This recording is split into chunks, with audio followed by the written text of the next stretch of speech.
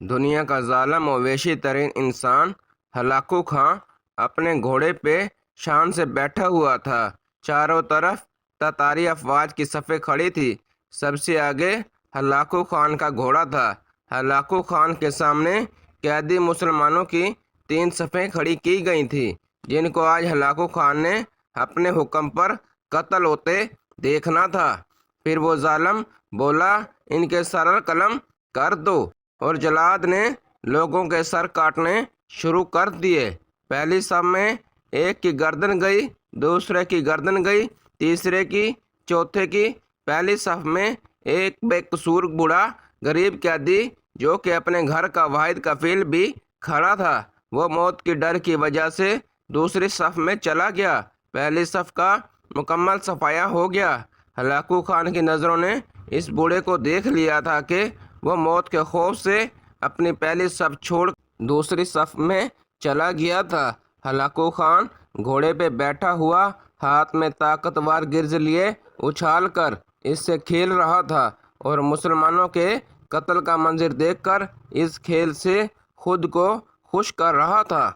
جلادوں نے دوسری صف میں تلوار کے وار شروع کیے۔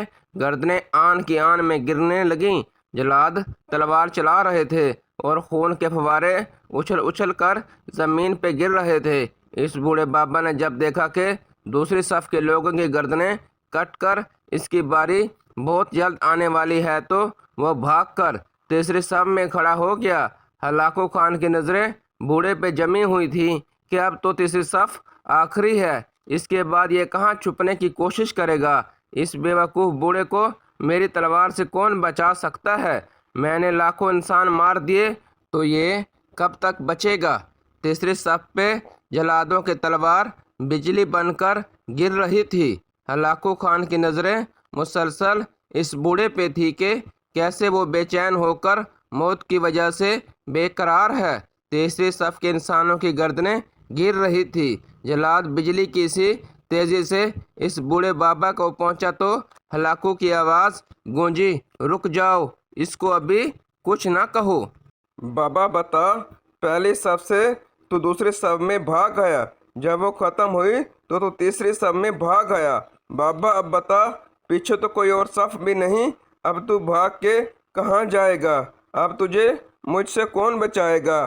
اس بوڑھے نے آسمان کی طرف دیکھا اور کہا، میں نے پہلی صف کو اس لیے چھوڑا کہ شاید میں دوسری میں بچ جاؤں، لیکن موت وہاں بھی پہنچی۔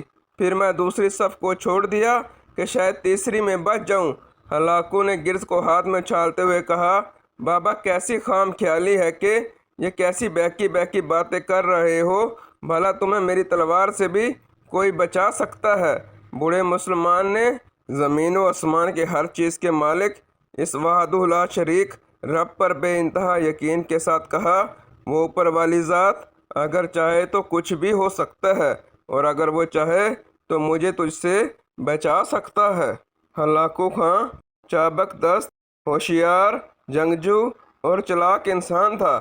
ہلاکو خان گھوڑے کے اوپر بیٹھے بیٹھے گرے ہوئے گرز کو اٹھانے کے لیے خود کو جھکایا کہ زمین پہ گرنے سے پہلے وہ اسے ہوا میں ہی پکڑ لے۔